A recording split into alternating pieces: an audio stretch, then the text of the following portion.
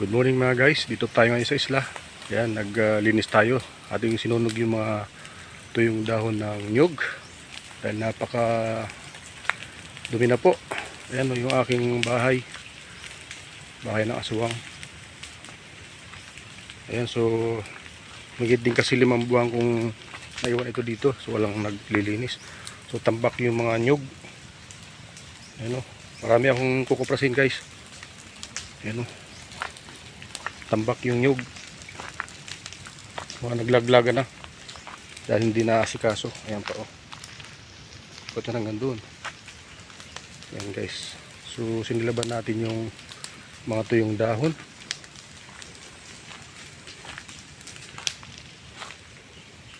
Ayan, kalat yung bunga, ipon natin mamaya at kukuprasin natin yan.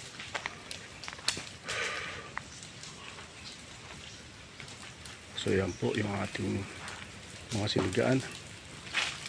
So ang aking tambayan na bahay, kubo, ay natumba na, nabulok na po yung mga haligi kaya tumumba na. Ayan o.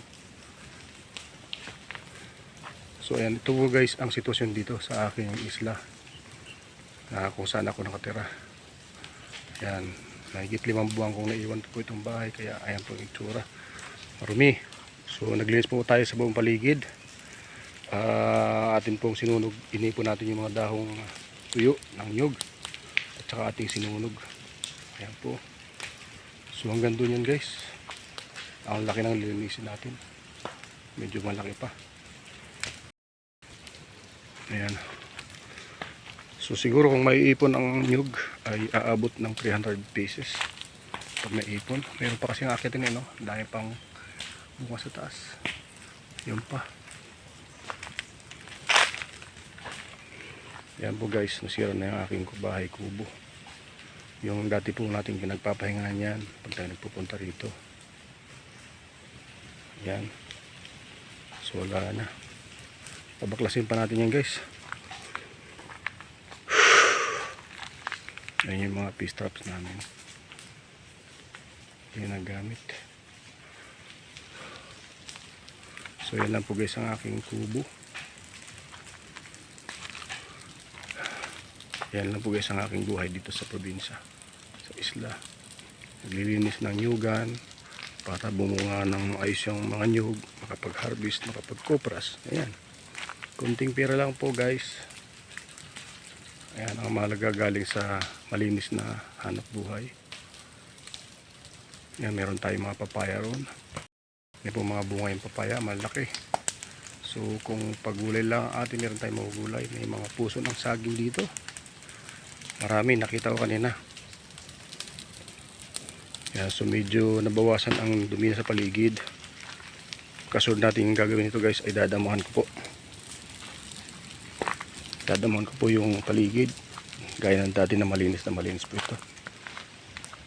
So ito guys yung puno ng puno ng kamyas. Laking puno ito, wala pang bunga. Ayan. Ayan guys, so sinisir ko lang po sa inyong kalagayan natin dito sa isla ngayon. Ayan po yung aking mga sagingan dyan. May mga bunga na po yan, pero hindi pa ready for harvest. Ayan. So yan po guys ang sitwasyon ngayon dito.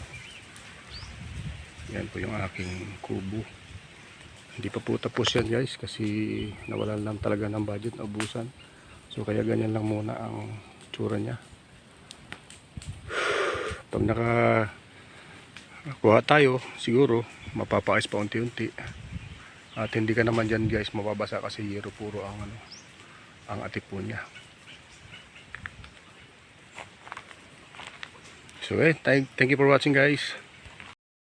Yan guys yung pinumuusok-usok na yan. Diyan ako kinagat ng buyog.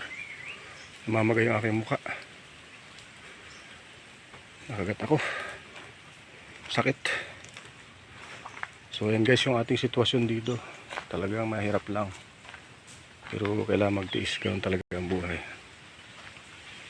Thank you for watching guys. Ayan. Pero pag nalinis ko po ito, ayusin natin itong itong bahay kubo, ayusin ko ulit at maging malinis ulit at babalik yung kagandahan ng paligid. Ayan po, dagat na po yan guys, dagat na po yan. Thank you for watching guys and God bless. Ayan. Ayan po yung bahay ko. Ayan.